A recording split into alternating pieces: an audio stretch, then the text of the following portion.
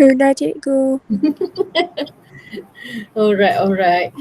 Okay, so kita mula pelan-pelan, tak apa, sementara tunggu kawan-kawan lain masuk. Sekejap ya. Saya pergi ke slide ini dulu.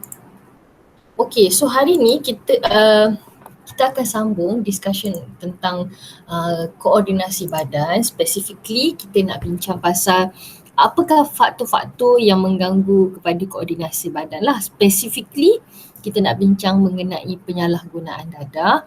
Sebelum ni kita dah bincang mengenai sistem endokrin, di mana kita belajar koordinasi badan tu dikawal atur oleh sistem endokrin. Ada yang kelenjar pituitary dalam kita punya brain, ada kelenjar pituitary dan kita punya brain.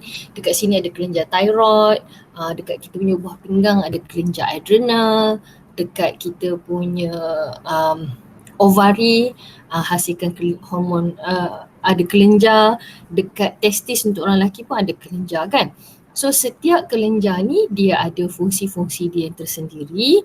Kelenjar endokrin ini dia berbeza dengan kelenjar peluh yang dekat pada permukaan kulit kita ni. Kelenjar peluh ni dia ada salur. Maksudnya di dalam kulit kita, kelenjar peluh ni dia ada salur khas untuk bawa peluh keluar ke permukaan kulit. Macam jugalah kita belajar atau kita tengok iklan mengenai penghasilan sebum kan. Apa yang membuat muka kita berminyak tu atau buatkan muka kita nampak berkilat. Itu sebab penghasilan sebum daripada kelenjar jugalah. Tetapi kelenjar peluh, kelenjar yang hasilkan sebum ni tak sama dengan kelenjar endokrin yang kita belajar hari tu. Kelenjar endokrin dia tak ada salur sebab kelenjar endokrin dia hasilkan hormon dan hormon ni akan masuk ke dalam salur darah kita untuk tersebar ke seluruh badan. Contohnya kelenjar pituitary dalam otak kita dia menghasilkan hormon pertumbuhan. Jadi hormon pertumbuhan ni dia kena pergi seluruh badan. Organ khusus atau target organ dia ada di seluruh badan. Ada dekat bahagian tangan, tulang, kaki dan sebagainya. Jadi disebabkan rembesan hormon tu kena pergi banyak tempat, sebab itulah kelenjar endokrin ni tak perlu kepada salur sebab hormon tu dia nak pergi banyak tempat. Kalau kelenjar peluh kat kulit kita, dia nak pergi ke tempat yang spesifik pada permukaan kulit kita. Jadi sebab itulah dia kena ada ductus atau kena ada salur. Selamat datang Taqif, selamat datang Aiman, how are you? Okay, kita dah ada berapa orang ni? Kita dah ada 8 orang. Alright, so mari kita mulalah. Okay, sebelum kita discuss dengan lebih lanjut mengenai penyalahgunaan dadah, saya nak tunjukkan ada satu video dekat sini. So bila video ni kamu boleh play sendiri pada device masing-masing. Cuma untuk mereka yang mereka yang tak ada yang tak boleh nak buka dua-dua kan, dia kena, kalau buka video kena pilih salah satu, masuk Google Meet ke atau Padlet, maintain dekat Google Meet saja ya. So saya pasang video ni dekat saya punya screen dalam Google Meet. Okey, kita tengok sama-sama dan dan mari kita sama-sama fikirkan apa mesej yang cuba dibawa oleh video ni lah. Sekejap ya. Saya mute saya punya mikrofon dulu.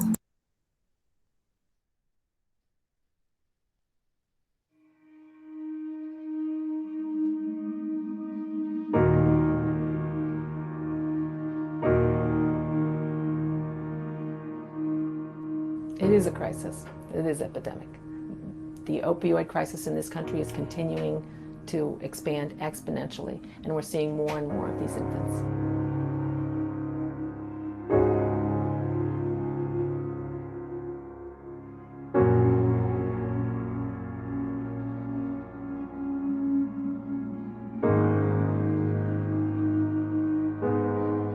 Like, I was in labor, in the bathroom shooting heroin, about to give birth to my child.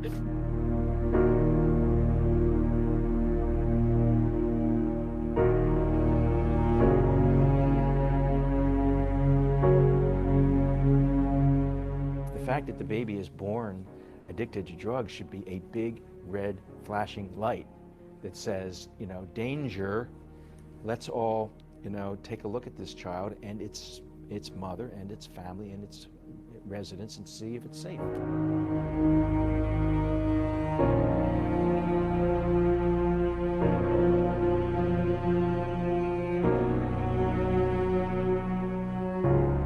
You're so clouded when you're using, and when you're an addict, you think everything you're doing is okay, you're not doing anything wrong.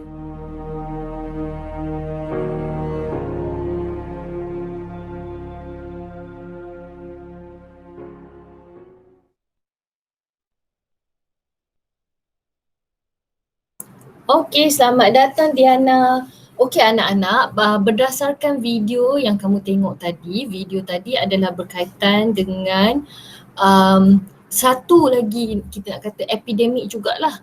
Epidemik penyalahgunaan dadah atau drug overdose sampai ke tahap berlaku seperti senario yang ditunjukkan dalam video. So berdasarkan video yang kamu tengok tadi kan, berdasarkan video yang kamu tengok tadi, apa pandangan kamu mengenai situasi tersebut? Kamu boleh unmute mikrofon atau kamu boleh tulis kat sini. Apa pandangan kamu mengenai video tersebut? Video tersebut adalah menunjukkan salah satu kesan daripada drug overdose lah. So what do you think of the video?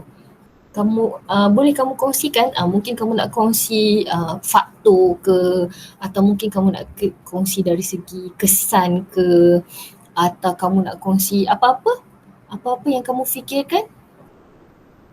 Okay, berdasarkan video tadi, apa perasaan kamu bila kamu tengok baby tu shaking macam tu kan? What do you think? Situasi tadi tu ada tak apa-apa term atau istilah yang dinyatakan dalam video tu yang kamu rasa kamu tak faham? Misalnya macam bila dia kata in labor tu kan, okay, bila dia kata in labor tu maksudnya dia tengah nak bersalin lah. Bayangkan dia tengah nak bersalin dalam tandas, dia masih lagi nak dapat high daripada heroin tu kan. So what do you think about this situation? Apa kamu punya pandangan? Okay, Danish kata kesian. Okay, Danish kata kesian. Ada lagi tak pandangan-pandangan lain?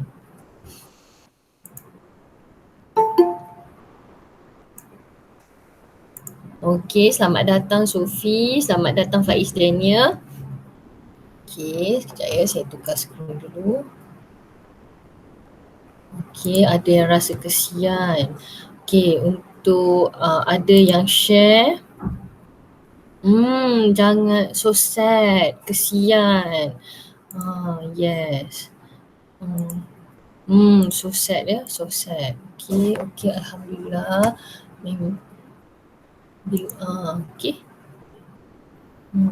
Bila kita tengok video tadi tu sebenarnya video pada tahun 2016 yang untuk mereka yang baru masuk, kita baru je menonton satu video yang tunjukkan banyak baby-baby baru lahir, baby-baby yang dia nak menerak pun tak boleh lagi, tapi dia terpaksa menghadiri atau menjalani rawatan withdrawal terapi yang biasanya dihaskan untuk mereka yang ada ketagihan dadah. Sebab tu kita nampak kat situ ada baby shaking, lepas tu ada terapi cahaya, sebab tu baby tu dalam macam golongan fairy lights tu ya.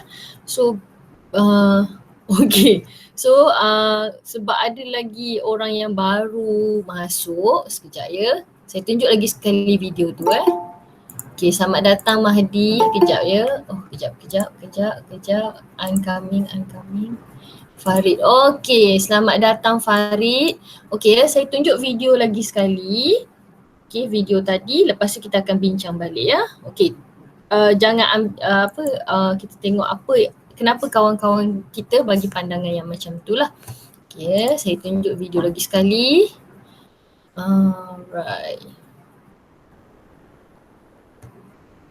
Okay, kejap ya.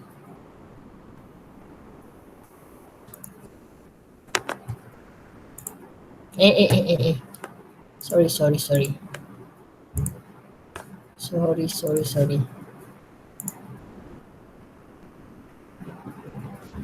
Okay, untuk mereka yang baru masuk, kita baru je tonton satu video ni mengenai salah satu kesan epidemik. Kita panggil situasi ni masih juga dipanggil sebagai epidemik epidemic drug overdose.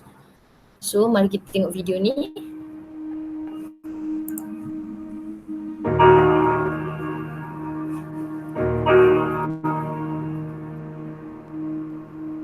It is a crisis. It is an epidemic.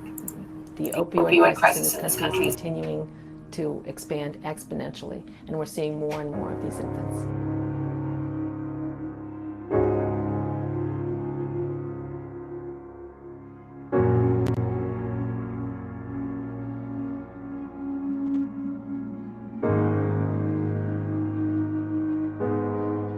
Like, I was in labor in the bathroom shooting heroin, about to give birth to my child. The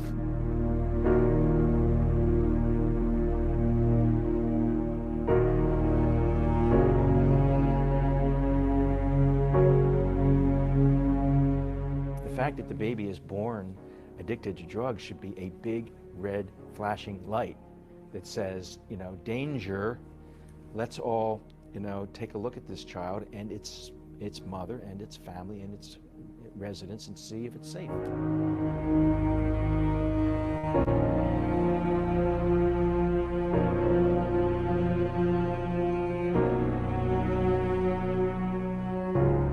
You're so clouded when you're using, and when you're an addict, you think everything you're doing is okay, you're not doing anything wrong.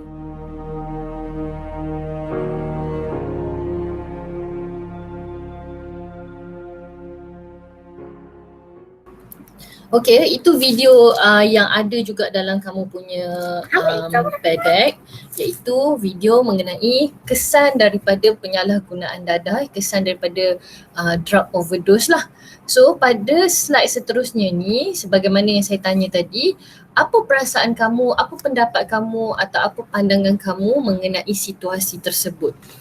Okay, ada yang cakap dia rasa kesian, ada yang cakap rasa sedih, ada yang ambil iktibar seperti jangan ambil dadah especially waktu pregnant, nanti akan beri kesan kepada baby. Yes, that is a good observation lah. Kita tahu bahawa apa saja yang dimakan atau diambil oleh ibu atau mengandung akan masuk ke dalam darah ibu dan masuk ke dalam tali pusat kan. Masuk ke pada baby lah. So whatever the baby is addicted to, apa saja yang ketagihan yang ibu tu ada, anak tu pun akan ada lah. Sebab itulah sebenarnya, in fact kalau minum kopi pun kena kurangkan sebab dalam tu ada kafein. Kan? Kesian baby-baby tu kan, kita tengok pun tak sampai hati kan. Okey, selamat datang Aina. Okey, kita tadi bercakap mengenai satu video ni, kesan penyalahgunaan dadah. Okey. Ada lagi nak kongsi? Ada siapa nak kongsi lagi? Apa perasaan? Kesian, memang kesian pada baby tu kan. Kalau tak dapat nak fikirkan kesan kepada diri, kesian kepada baby lah. Okay, so thank you so much for all of your responses. Okay, sekarang ni kita tengok pula pengambilan dadah yang di luar kawalan mengganggu koordinasi badan. Okay, itu kita tahulah. Kita tengok ini salah satu kesan dia lah. Ini bukan, ini sebenarnya kesan pengambilan alkohol. So sama juga, alkohol is a type of drug jugalah. Pengambilan dadah yang di luar kawalan ni, tengok macam mana koordinasi badan dia terganggu. Oh yes, untuk maklumat, apa yang kita bincangkan hari ni, ini adalah semua nota, kamu boleh refer pada nota hari Selasa ya. So berdasarkan bacaan kamu mengenai nota hari itu, apakah itu dadah? Soalan dia dekat sini, apakah itu dadah? Adakah dadah ni proses ke, bahan ke, atau makanan ke? Cuba kita refer balik. Okay, bila kita tengok definisi, Okay, oh yes, dadah tu adalah bahan, very good. Yes, itu kesan dia lah menyebabkan berlaku hayal atau imajinasi benda lain. Okey, apa yang Farid tulis tu itu adalah kesan salah satu jenis penggunaan dadah. Kalau tak nak tulis pun tak apa ya, kalau nak ambil mikrofon nak cakap pun boleh, tak ada masalah ya. Saya sentiasa bagi beberapa ruang untuk kamu bagi jawapan lah. Kamu nak tulis boleh, kamu nak nak cakap pun boleh ya. So, apakah itu dadah? So, dadah tu benda ke? Dadah tu proses ke? Dadah tu adalah satu hidupan ke? Cuba tengok dadah tu sebenarnya apa? Okey, dadah ialah bahan, bagus. So, bahan yang sangat bahaya. Okey, bagus. Okey, so kalau kita tengok pada animated GIF ni, okey. So, apa kesan kepada dadah tadi? Boleh bagi khayalan. Kalau dia bagi khayalan, imajinasi benda lain tu, dia ganggu fungsi sistem saraf kita dan juga mengganggu koordinasi badan. Okey, cuba tengok dekat sini. Dia nak jalan pun tak okey, dan biasanya orang yang tengah high dengan dadah ni, dia nak communicate dengan orang dengan baik pun ada jenis-jenis dadah dia nak communicate dengan orang lain pun susah. So, antara first hand experience saya ambil dadah jenis tertentu, saya memang kalau kita observe apa yang kita alami pada masa tu, nanti saya akan kongsikan ya bila kita cakap pasal jenis-jenis dadah tadi. Nanti saya akan kongsikan pengalaman saya bila inhale dadah, sejenis dadah. Yes, but drug is a medicine. Yes, drug is a medicine. So, memang sebab itu dalam konteks sekarang kita nak bincang penyalahgunaan dadah, dan nanti saya akan kongsikan pengalaman saya mengambil dadah dalam bawah seliaan doktor lah, of course. Okay. Dadah is bahan yang boleh menghayalkan. Yes. Okay. So kesan menghayalkan tu ada memberi kesan kepada kita punya sistem saraf, okay, mengganggu fungsi sistem saraf atau mengganggu neuron, dan juga kalau kita tengok dekat animated GIF tu, dekat slide tu, dia mengganggu kita punya coordination lah. Kita nak bergerak pun tak berapa baik lah. Yes, merosakkan sistem saraf manusia dan boleh menyebabkan betul BM tu betul. Saya boleh faham. Betul Sufi. Okey. Okey.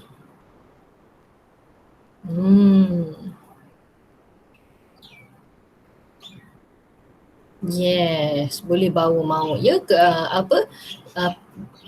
pengambilan dadah secara berlebihan boleh membawa maut, membawa kebaikan dan keburukan berdasarkan kepada dosage kan. Sebab itulah bila ada yang tanya bukan ke dadah tu sejenis ubat kan, Danish tanya. Yes, memang asalnya memang untuk ubat. Sekarang ni kita nak bincang dalam konteks penyalahgunaan dia lah bila overdose. So sebenarnya dadah ialah satu bahan kimia yang mengganggu fungsi neuron dan seterusnya mengganggu koordinasi badan. Okey, Sufi minta maaf, saya nak pergi ke the next slide. Minta maaf Danny, saya nak pergi ke the next slide.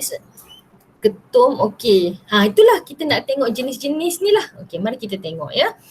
Okey, sebelum tu berdasarkan daripada apa yang kamu baca dalam nota yang saya berikan hari Selasa lepas, cuba kamu cari bagaimanakah tak keluar macam cikgu tunjuk. Okey, sekejap ya. Kalau gitu Mahdi, saya bagi salinan PDF ya, boleh ya? Nanti cek dalam Telegram sekejap, saya hantar. Okey, sekarang ni Mahdi refer pada Google Meet dulu ya. Okey, so berdasarkan nota yang kita tulis hari Selasa hari tu, cuba cari bagaimanakah dadah mengganggu fungsi neuron, especially dalam konteks penghantaran impuls. Kan kita tengok dekat gambar ni ada elektrik tu kan. So penghantaran impuls dadah tu kacau macam mana pada elektrik tu. Okay, cuba tengok ya, dadah tu, cuba refer balik. Okay, bagaimanakah dadah mengganggu fungsi neuron. Kan ada elektrik tu kan. Saya bagi clue kat situ lah, gambar kat situ menunjukkan ada elektrik ni. Elektrik ni impuls. So bila kita ambil dadah secara berlebihan, apa jadi kepada elektrik ni? Elektrik ni jadi lagi cepat ke, lagi lambat ke, jadi haywire ke, jadi macam mana? Kamu ada idea? Ya, sekejap ya Mahdi, saya hantar kepada kamu versi PDF. So kalau kamu internet slow pun adalah juga salinan untuk PDF untuk refer. Okey. Oh, jadi lagi hype. Okey, wow, ini satu idea menarik ni. Jadi lagi hype. Okey, yang mempercepatkan impuls. Kalau yang macam tadi tu, yang macam jalan terhoyong hayang tu macam kamu sebut tadi, jalan terhoyong hayang tu jadi lagi cepat ke jadi lagi lambat tu impuls? Okey, cuba fikirkan.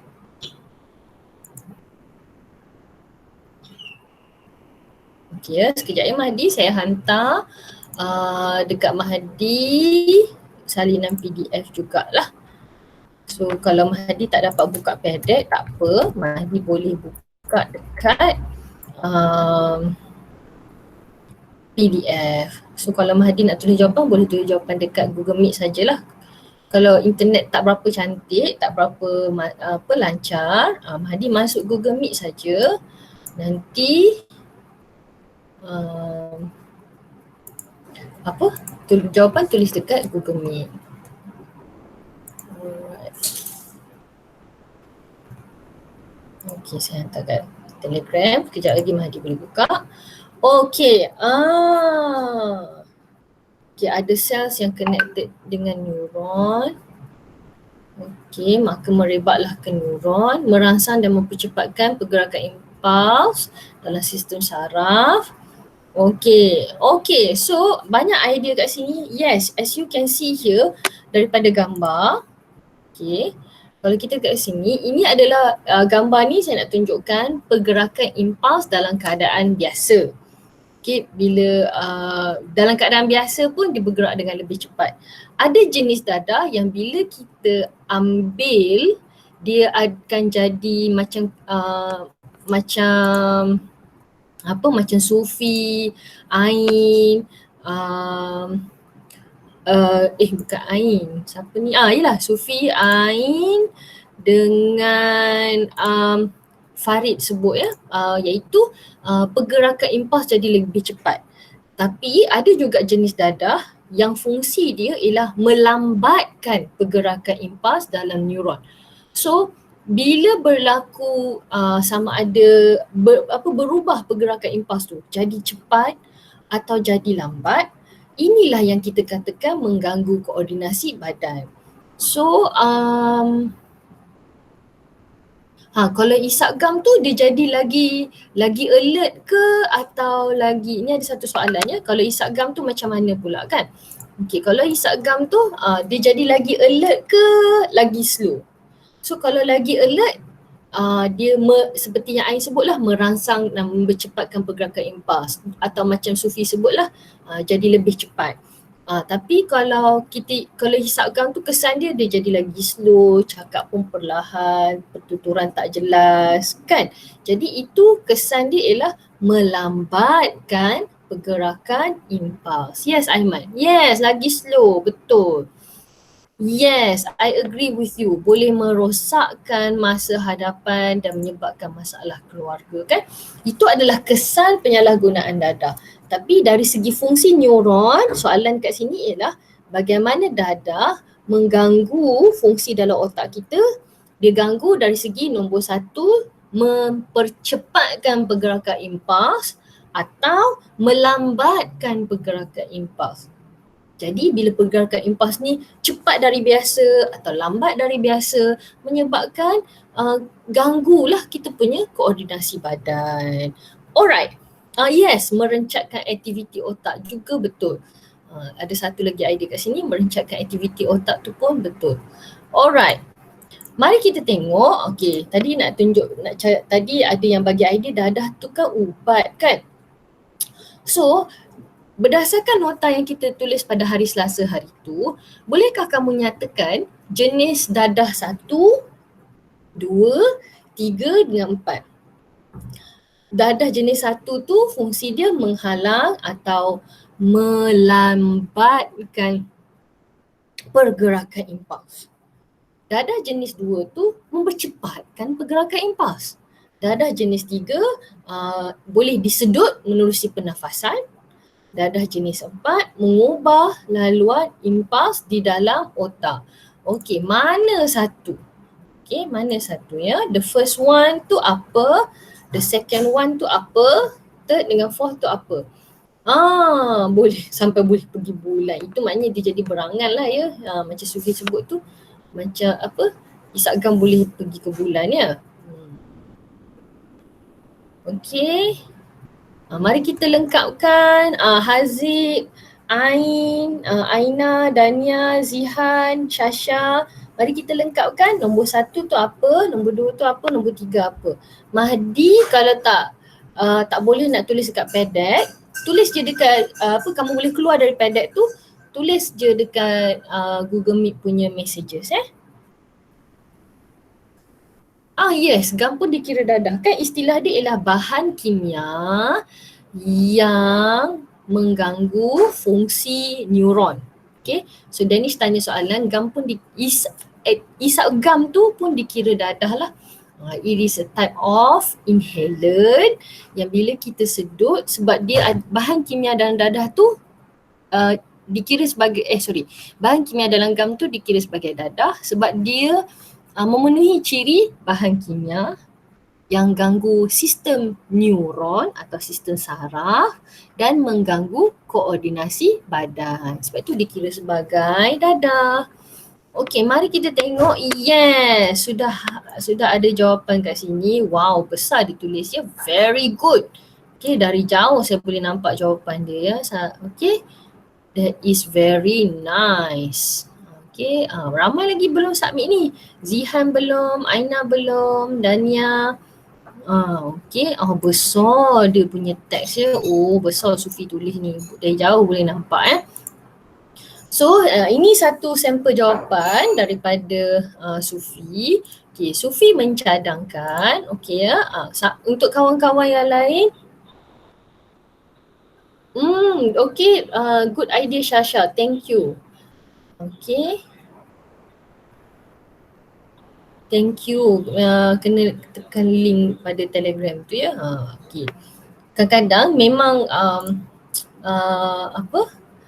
padek ni dia perlukan internet connection yang baik, especially bila jalan sekali dengan Google Meet kan. So kalau tak berapa lancar bagi tahu, saya akan bagi salinan PDF ya. So anak-anak, mari kita tengok. Okay, Sufi mencadangkan jenis yang pertama tu ialah dadah jenis penenang. Okey, yang kedua dadah jenis perangsang. Nampak? Bila penenang dia melambatkan impuls. Bila perangsang dia mempercepatkan pergerakan impuls. Inhalant nampak? Inhalant sebab boleh inhale. Inhale. Jadi tadi kan kita belajar teknik pernafasan. Inhale bahan kimia yang boleh disedut melalui pernafasan. Dan yang keempat, mengubah laluan impuls dalam otak tu ialah halusinogen. Okay. So, saya bagi lagi 1 minit untuk update jawapan. Okay, saya bagi 1 minit untuk update jawapan. Nanti kita move to the next one ya. Okay, saya screenshot dulu sampel jawapan kat sini.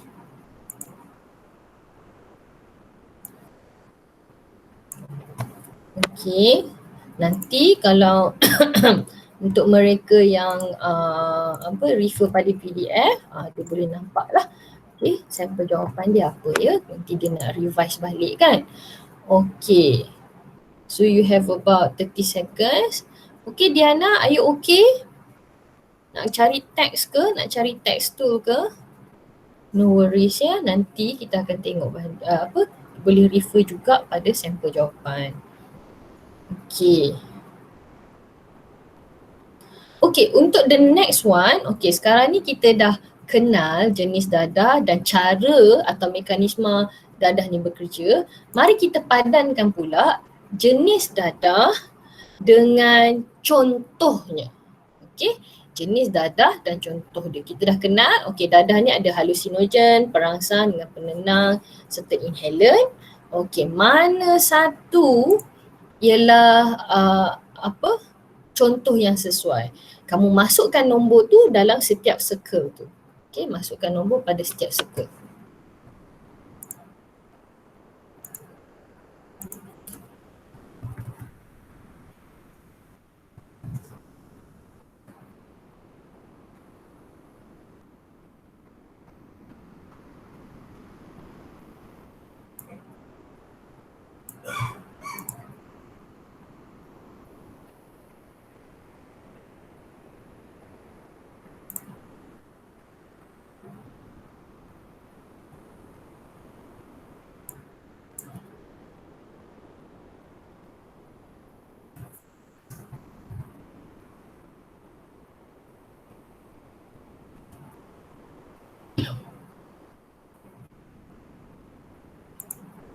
Alright. Okay, siapa lagi yang belum bawa dia punya nombor ni? Aiman belum? Aina, Zihan, Syasha? Okay. Barbiturate. Okay, barbiturate ialah nombor 3. Okay, good. Methamphetamine nombor 2. Okay, very good. Methamphetamine nombor 2. Bahan gas ialah inhalant. Dia gas kan, kita boleh sedut. Okay, nombor 4. Okay, so 3 barbiturate 3, methamphetamine 2, bahan gas 4 dan ketamin dan LSD ialah nombor 1. So yang saya nak kongsikan tadi ialah bila mungkin mak-mak kamu pun ada kongsikan jugalah dan mengalami perkara ni lah. Semasa kita nak bersalin, bila bersalin tu dia ada kita ada rasa contraction kan. So contraction ni sangat sakit. Jadi untuk mengurangkan rasa sakit tu, salah satu dadah yang diberikan kepada ibu-ibu untuk manage dia punya sakit tu bawah seliaan doktor ya. Pengambilan ni di bawah seliaan doktor ialah dadah jenis inhalant. Nama dadah tu ialah nitrous oxide. Sejenis gas yang bila kita inhale, dadah inhale nitrous oxide ni bila kita inhale, basically fungsi dia ialah melambatkan pergerakan impuls. Semasa saya inhale nitrous oxide tu, pengalaman saya ialah dalam kepala saya, katalah saya nak cakap apa-apa kepada suami saya di tepi katil tu, saya observe, katalah saya nak nyatakan kepada suami saya, padankan contoh dadah berikut kepada jenis kumpulan dadah yang betul. Dalam otak saya dah habis sebut ayat tu. Pada mulut saya baru sampai ke jenis. Faham tak? Maknanya otak saya dah habis dah sebut ayat tu. Padankan contoh dadah berikut kepada jenis kumpulan dadah yang betul. Bila kita bercakap, apa yang kita baca tu, apa yang disebut dalam otak kita serentak dengan apa yang disebut oleh mulut kita. Tapi bila kita ambil dadah yang melambatkan pergerakan impuls, apa yang saya observe pada masa tu ialah dalam kepala saya dah habis sebut ayat tu. Padankan contoh dadah berikut kepada jenis kumpulan dadah yang betul. Tapi di mulut saya masih lagi dekat perkataan jenis. So fascinating jugalah pengalaman tu. Kita dapat rasa dia nak kata apa sebab dos yang diberikan tu adalah very mild. So hanya untuk mengurangkan rasa sakit contraction tu, tapi tidaklah sampai mengganggu kita punya fungsi otak untuk membuat keputusan lah. Especially masa bersalin kita perlu buat beberapa keputusan yang kritikal, yang penting untuk keselamatan ibu dengan bayi kan. Alright, so saya nampak dekat sini ada seorang lagi yang nombor 4 dia masih dekat bawah. Ain nombor 4 ialah bahan gas ya, terbalik. Ain kena bawa. Okey, tukar. Lepas tu saya nampak Haziq pun sama, nombor 1 bawah sekali ya. Nombor 1 ialah ketamin. Haziq bawa turun nombor 1 tu, very good. Okey. Alright, Ain pula. Bukan Ain ni. Okey, tak. Dia tak update. Sorry. Alright. So, bila seseorang individu tu sudah menyalahgunakan dadah, mengambil dadah pada dos yang berlebihan pada satu jangka masa yang lama, lepas tu dia nak berhenti. Kan? Yelah, that is a good thing. Dia nak berhenti, macam situasi macam baby tadi jugalah. Bila dia keluar daripada badan ibu, sebelum ni dadah tu masuk ke dalam badan baby tu melalui darah ibu, masuk ke dalam darah dia kan. Sekarang ni bila dia keluar, takkanlah ibu tu nak bagi dia dadah, mestilah tak. Tapi bila baby tu keluar daripada badan, dia akan mengalami situasi seperti berikut. Okay. So situasi dia ialah mengalami simptom withdrawal atau simptom penarikan. Cuba kamu sekejap ya. Pada slide yang saya berikan ni, cuba kamu lukis atau tulis pada gambar tu apakah simptom-simptom yang ada pada orang-orang yang mengalami withdrawal symptom ni. Orang-orang yang mengalami simptom penarikan bila dia dah tak ambil dadah. Misalnya kan, misalnya saya bagi satu contoh, misalnya dia mengalami mata dan hidung berair, misalnya. Kamu tulis dekat kamu punya slide macam tu lah. Mungkin kamu nak kena kecilkan sikit sebab kesan dia ada banyak kan. Contoh 1, mata dan hidung berair. Apa lagi contoh-contoh yang sesuai? Yang ada garis-garis ni menunjukkan apa? Badan dia tengah apa tu? Cuba lengkapkan.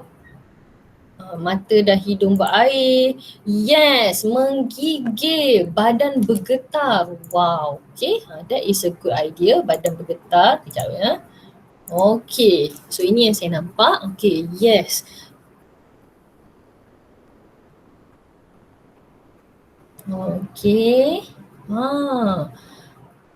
Menggigil, badan bergetar. Jadi lebih sensitif. Kenapa jadi lebih sensitif ya? Lebih sensitif kepada kepada perubahan-perubahan pada persekitaran kan. Pening. Ya, pening, sakit kepala. Ya. Betul juga tu. Watery nose. Yes. Emosi tak stabil. Ya, emosi tak stabil. Misalnya dia rasa gelisah kan. Dia rasa gelisah. Betul. Jadi anxiety, lepas tu keinginan untuk dapat dadah tu meluap-luap kan, dia nak cari kan. Emosi tak stabil tu betul. Ya, dia merasa ketagihan tu, ketagihan dia tu menyebabkan keinginan untuk dadah membuak-buak dalam diri dia kan, mesti nak cari juga kan. Rasa seram sejuk pun ada. Lepas tu susah nak tidur kan, susah nak tidur. Yes, nak dadah balik, betul. Lepas tu hilang selera makan. Yes, insomnia is sukar untuk tidur atau hilang selera makan. Saya bagi lagi 1 minit untuk discuss ni. Rasa tekanan, cakap pasal emosi tak stabil tu kan, rasa tekanan. So antara yang saya nampak dekat sini, yang kamu tulis ni, saya nampak 1, nak sangat dadah, keinginan kepada dadah yang membuak-buak. lepas tu emosi tak stabil dari segi dia rasa gelisah, dia rasa pressure, rasa stress kan. Okay, that is good idea. Lepas tu selalu dalam keadaan dia susah nak tidur, insomnia, sebab asyik teringat kepada ketagihan dia tu. Insomnia menyebabkan dia selalu menguap, cepat letih. Jadi bila orang ni kurang tidur, cepat letih, dan kurang tidur ni juga menyebabkan emosi tak stabil seperti dalam keadaan gelisah lah ataupun cepat marah kan. Ada yang simptom-simptom lain kita boleh nampak secara fizikal macam kamu sebutlah, badan bergetar, lepas tu kejap ya, sorry saya tambah lagi, badan bergetar, lepas tu menggeletar, boleh jadi kekejangan kaki, kekejangan otot, lepas tu hilang selera makan. Bila rasa gelisah tu, antara simptom rasa gelisah tu ialah jantung berdebar-debar, lepas tu kadar pernafasan pun tak stabil dan sebagainya lah.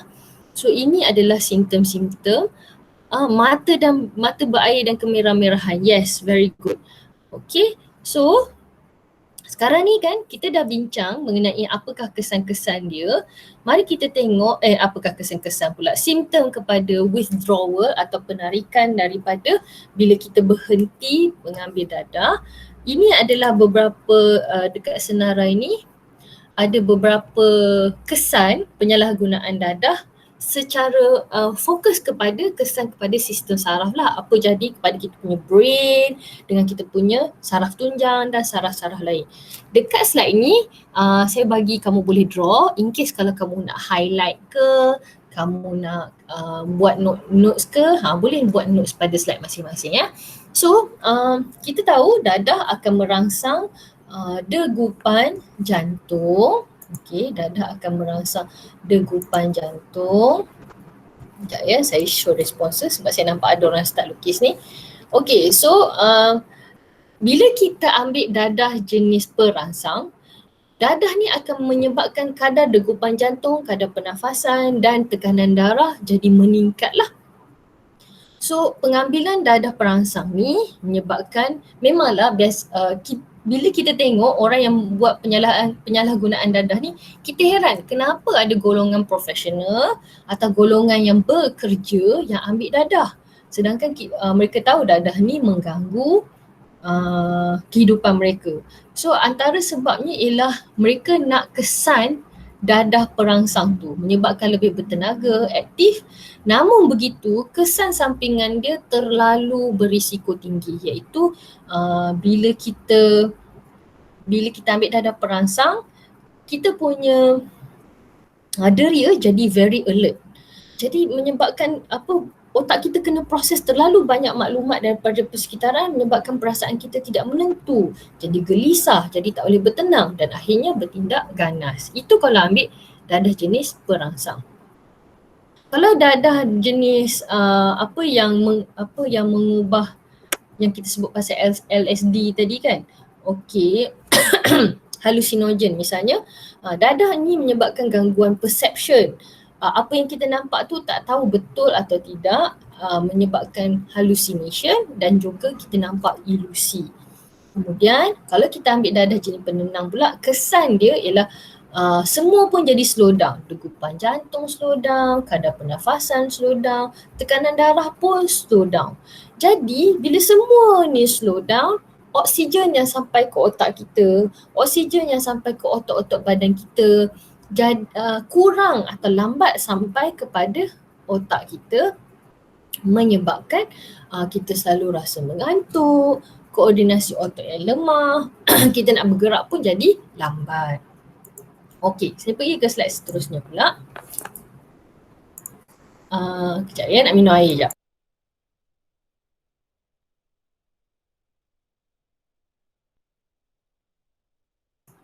So, apakah pandangan kamu berdasarkan pengalaman kamu kan, atau daripada bacaan dan sebagainya, apakah faktor-faktor yang menyebabkan berlaku penyalahgunaan dadah?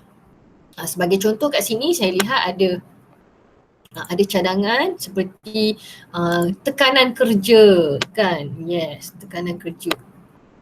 Cuba kamu reflect balik mungkin daripada daripada pengalaman menjaga ahli keluarga yang sakit, bila doktor prescribe drugs tu, apakah punca dia? Kan kenapa doktor bagi drugs atau bagi ubat dadah tu? Oh, that is good. Pengaruh rakan sebaya, mencari keseronokan, depression, mengelak daripada realiti ya. Salah satu nak kata dalam bahasa Inggeris dia kita kata coping mechanism, mengelak daripada realiti. Semua ketagihan ni adalah salah satu cara untuk kita mengelak daripada realiti. Ketagihan tak semestinya ketagihan dadah, ketagihan ketagihan untuk gaming misalnya, atau ketagih buka social media misalnya, ketagih TikTok misalnya. So it is also, kalau tidak diuruskan dengan betul, dia boleh jadi ketagihan yang menyebabkan kita kembali kepada benda-benda itu walaupun kita tahu membuang masa. Itu adalah satu ciri ketagihan yang asalnya untuk mengelak realiti, lama-lama ketagihan. Okey, tekanan daripada keluarga, pengaruh rakan sebaya, sikap ingin mencuba, very good. Okey, pengaruh rakan sebaya, cara untuk melupakan masalah dan kesedihan, ya, similar dengan mengelak realiti tadi kan. Yes, I agree with you. Yes. Memang pengaruh rakan sebaya ni memang kuat ya. Apatah lagi daripada pada zaman teenagers macam kamu ni kan, di mana macam masa zaman saya sekolah, pengaruh rakan tu habis balik rumah dah habis kan. Lainlah kalau kawan tu telefon ke macam mana.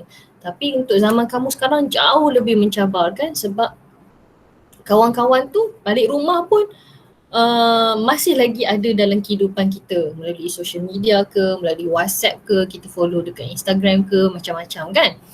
Itu pun ni jugalah memberikan impact jugalah. Yes, kurang pengetahuan mengenai bahaya penggunaan dadah. Yes. Okey, banyak idea ni, bagus. Yes. Melupakan masalah untuk mendapat keseronokan. Yes, Farid, for fun. Yes, Diana, pengaruh rakan sebaya. Alright, that is very good. Alright. Banyak idea hebat-hebat kat sini ya. Wow. Okay.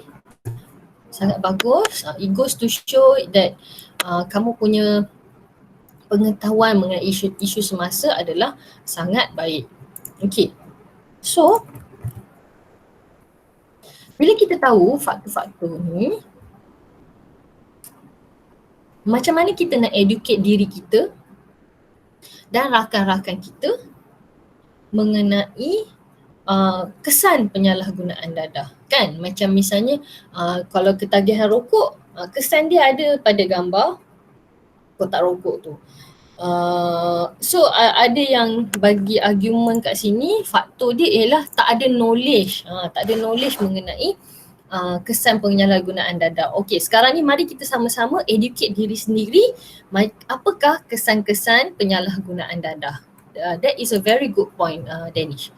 Okey, so kesan penyalahgunaan dadah dan alkohol kepada koordinasi badan.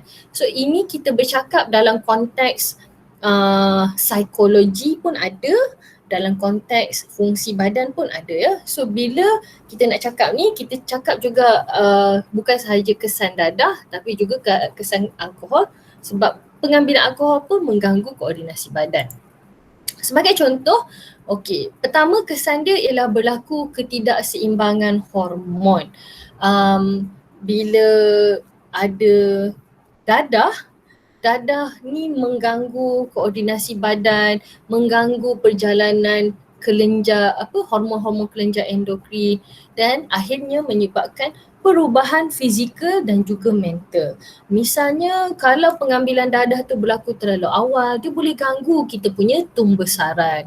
Macam kita belajar sebelum ni kan, kelenjar endokrin merembeskan hormon tiroksina dekat sini, kelenjar thyroid ni rembes hormon tiroksina, kelenjar pituitari rembeskan hormon pertumbuhan. So pengambilan hormon dadah ini mengganggu penghasilan hormon tiroksina, perembesan hormon tiroksina dan sebagainya. Jadi menyebabkan perubahan, kalau berlaku pada peringkat early teenagers atau peringkat yang belum lagi matang, badan belum lagi matang, ini akan mengganggu kita punya tumbesaran lah, sama ada jadi terlalu besar atau terlalu tinggi, terlalu kurus, mengalami kemurungan dan melemahkan daya ingatan. Dan bila berlaku pengambilan dadah berlebihan ni terlalu muda, terlalu awal, perkembangan seks sekunder juga akan terbantut. Sebab itulah dalam video tadi, baby yang ketagihan tu perlu diatasi ketagihan dia secepat mungkin. Sebab kehadiran dadah dan sistem badan dia mengubah fizikal dan mental dia dan menyebabkan permanent disability, kecacatan kekal lah. Kita tak naklah baby tu mengalami nasib macam tu kan. Kemudian daripada pengambilan alkohol, kita selalu tengok dalam movie dan drama orang-orang yang mabuk ni pertuturan dia tak jelas. Sebab pengambilan alkohol ni dia ganggu fungsi otak cerebrum. Otak cerebrum ni otak yang kita duk kata otak kiri dengan otak kanan tu kan, itu cerebrum lah. So cerebrum ialah bahagian otak yang jaga pertuturan. Bila alkohol ni kacau fungsi cerebrum, pertuturan jadi tidak jelas dan meracau. Okey, dekat sini saya nak tunjukkan pula kesan pengambilan dadah yang menyebabkan tindakan refleks lambat. Okey, so bila kita tengok kat sini, dalam kawasan merah yang saya label bulatan merah tu, dalam dadah dengan alkohol, bahan kimia dadah dengan alkohol tu akan pergi ke tempat di mana dua sel saraf bertemu. Okay, tempat dua sel saraf bertemu ni, bila sel saraf ni bertemu, dia ada satu, kalau kamu tengok dekat bulatan merah tu, dia ada satu ruang kat situ yang ada macam sort of passing dari neuron A pergi neuron B. Ada passing, ada dia nak pass maklumat neuron dari satu neuron ke neuron yang lain. So dadah ni dia pergi dekat gap tu, dekat ruang antara neuron tu. Dan ruang antara neuron ni bila dah penuh dengan dadah, menghalang elektrik untuk lalu. Okay, impuls elektrik untuk lalu. Jadi bila menghalang atau melambatkan, jadi pergerakan impuls, pergerakan maklumat elektrik untuk sampai ke otak kita atau dari otak nak pergi ke mulut kita, tangan kita dan sebagainya, jadi lambat. Itu kesan yang ketiga. Okay, kesan yang seterusnya ialah kita tengok daripada awal-awal tadilah, gambar ni saya ada tunjuk tadi kan. Pengambilan dadah dan alkohol, especially dadah dengan alkohol jenis penenang. Alkohol ni kita kira kesan dia lebih kurang macam penenang lah. Okay, berlaku hilang keseimbangan badan disebabkan koordinasi otot yang lemah. Berdasarkan daripada gambar ni, apa ciri-ciri orang yang koordinasi otot dia lemah tu? Cuba kamu tengok gambar ni, cuba kamu bagi apa perkataan yang kita boleh describe pergerakan orang yang hilang keseimbangan ni. Tengok cara berjalan dia. Kita nak panggil apa tu? Cara berjalan macam mana? Apakah kata kerja atau perkataan yang boleh kita describe orang yang hilang keseimbangan badan ni macam mana? Oh ya, tak tentu arah. Oh yes, very good. Tak terarah. Okay, tak terarah. Alright. Otot dia tak kuat. Yes. Dia pergerakan dia macam ni sebab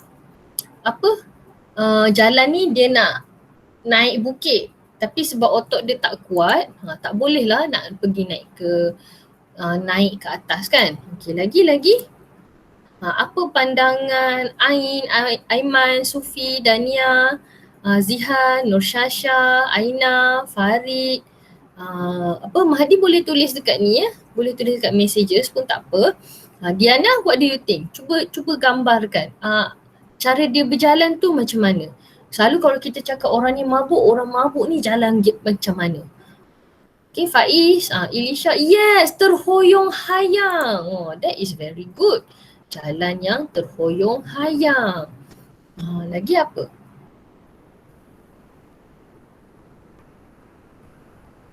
Okay, kita tengok lagi. Tiada hala tuju. Yes. Hala tuju.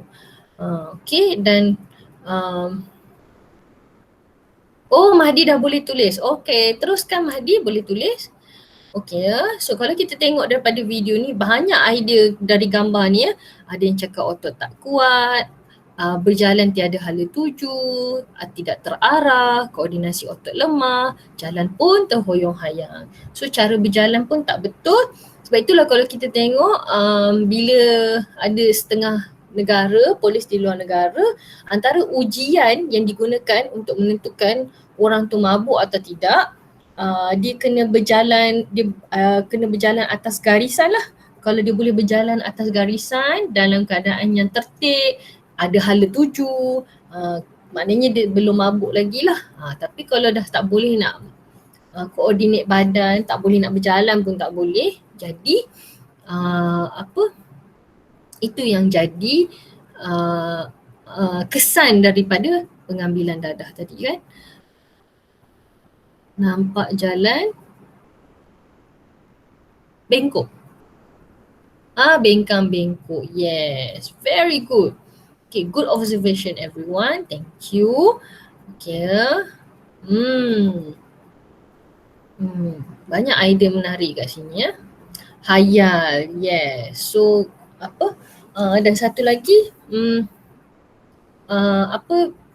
ini dari konteks silang keseimbangan kan. Tadi awal-awal tadi kita cakap orang yang kesan penyalahgunaan dadah ni ialah hilang koordinasi badan. Seperti kalau pengambilan alkohol ni, dia tak boleh nak tahan dia punya kencing, dia tak boleh, dia sentiasa rasa nak kencing dan dia tak boleh nak kawal.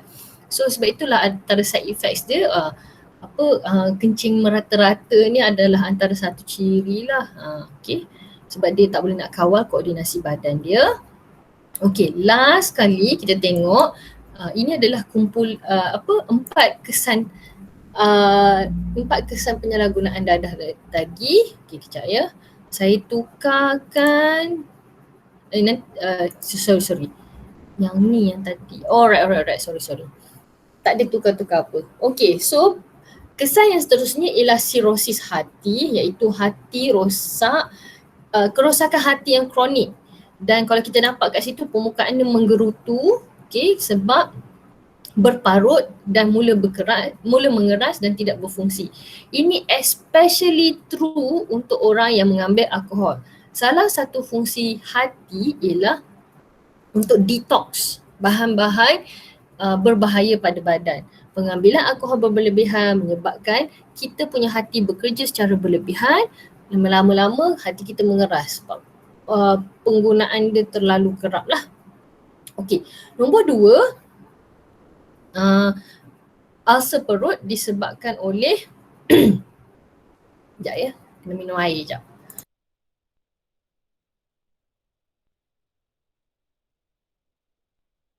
Okey, sorry.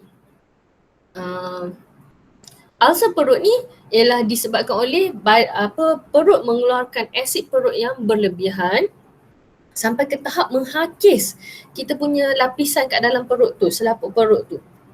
Jadi kita punya perut jadi ada keradangan, inflame atau membengkak pada permukaan perut tu, jadi sakit lah.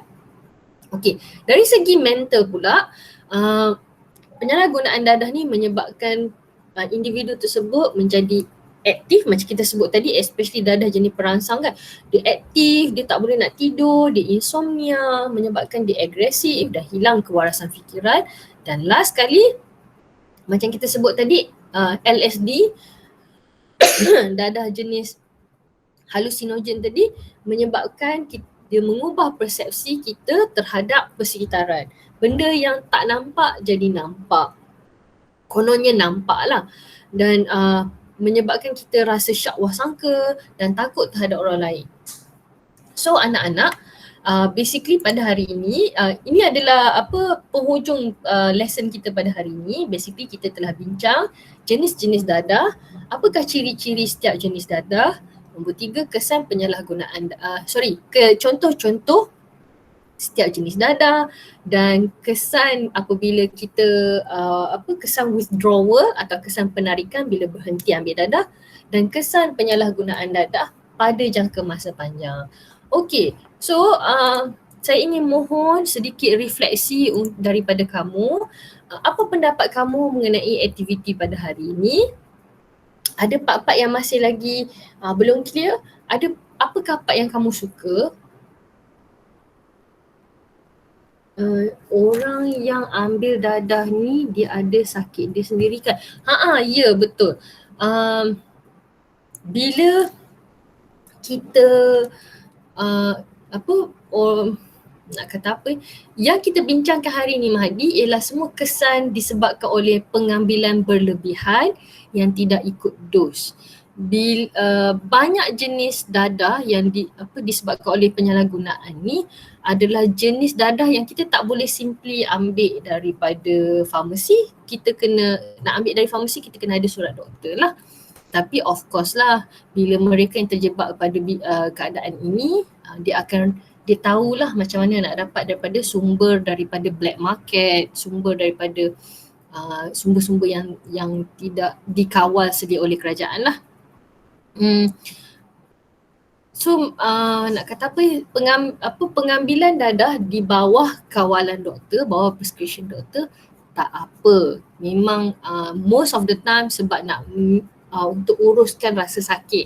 Misalnya kalau kamu ada ahli keluarga yang sendi dia selalu bengkak, nama dia ialah arthritis, rheumatoid arthritis ke, osteoarthritis ke. Rheumatoid arthritis ni ialah penyakit genetik yang memang sebab sendi dia bengkak, banyak sendi dia bengkak, sendi kat jari, sendi kat lengan, sendi dekat pergelangan tangan, semua bengkak. So sakit, dia nak bergerak sakit. So biasanya orang-orang yang macam ni, doktor akan prescribe ubat tahan sakit. So ubat tahan sakit tu fungsi dia macam sort of macam penenang jugalah, melambatkan pergerakan impuls supaya kurang rasa sakit. Jadi untuk menjawab soalan Mahdi ni, ya, orang yang memang orang yang memang ada sakit tertentu biasanya diberikan ubat tahan sakit, dan ubat tahan sakit ni adalah sejenis dadah jugalah. Okay, tapi yang kita nak cakap dalam konteks sekarang ialah apabila dadah tu disalahgunakan. Okay. Okay, topik pada hari ini semua okay ya. Alright, so saya dah selesai saya dah buat rakaman untuk hari ini. Nanti untuk mereka yang mungkin halfway baru masuk, kamu boleh refer pada YouTube ya. Nanti saya akan bagi YouTube dia. Yes, ada soalan lagi ke? Oh tak ada. Oh, okay, tulis besar-besar, buat 10 batu boleh nampak. Bagus. Okay, so Alhamdulillah, terima kasih banyak-banyak. Okay, sekejap. Kesan dadah tu buat dia mencederakan diri sendiri ke? Yes, in a way mencederakan diri sendiri. Maksudnya bila kalau ambil halusinogen, yes, ada risiko tu lah. Sebab secara asas dia, pengambilan halusinogen ni menyebabkan kita punya deria lebih hypersensitif. Jadi untuk nak rationalizekan semua maklumat-maklumat daripada deria ni, itu yang otak kita kata nampak itulah, nampak inilah dan sebagainya lah. Yang kita nampak benda yang tak nampak kan. So itu yang menyebabkan halusinasi tu. So take home point satu lagi daripada perbincangan hari ini ialah kita sebagai orang yang terdidik mengenai kesan penyalahgunaan dadah, semoga kita jadi panduan kepada diri kita dan ahli keluarga kita untuk tidak mengambil dadah. Dan kita sebagai ahli keluarga juga, kalau kita ada kenalan atau kita ada ahli keluarga yang memang ada masalah penyalahgunaan dadah ni, kita sewajarnya sama ada kalau kita bantu ahli keluarga dia atau kita bantu kawan kenalan kita ni untuk menjauhkan diri daripada dadah. Kalau tak mampu, jauhkan diri daripada pengguna yang drug overdose ni. Jauhkan diri. Tak mampu, jauhkan diri. Refer orang-orang yang kita kenal ni kepada pihak yang lebih profesional. Okay? So, that is all for today. Sekian, sorry. Saya akan lampirkan kehadiran lagi sekali dalam Google Meet ya. Untuk mereka yang terlepas slide pertama tadi, nanti boleh klik pada link kehadiran dalam Google Meet. So that is all for today. Sekian, wabillahi taufiq wa hidayah. Assalamualaikum. Terima kasih cikgu. Terima kasih cikgu. Terima kasih cikgu. Sama-sama. Terima kasih cikgu. Yes, Ada kata sama-sama. sensei. Sama-sama.